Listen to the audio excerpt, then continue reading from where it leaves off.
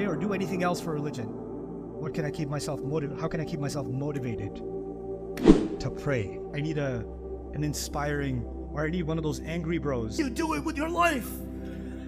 9. It's like you need a virtual slap, right? You know what that means, right? That means your religion is based on your emotional state. Somebody needs to uplift you emotionally, then you will practice. Then the moment the high is gone, your practice will go away. And somebody else has to come and what?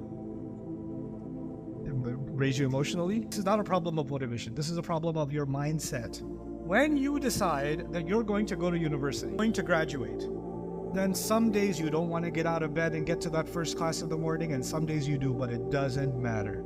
You're going to get up, you're going to brush your stupid teeth, and you're going to go take the bus, and you're going to go to the stupid class whether you like it or not. Yes or no?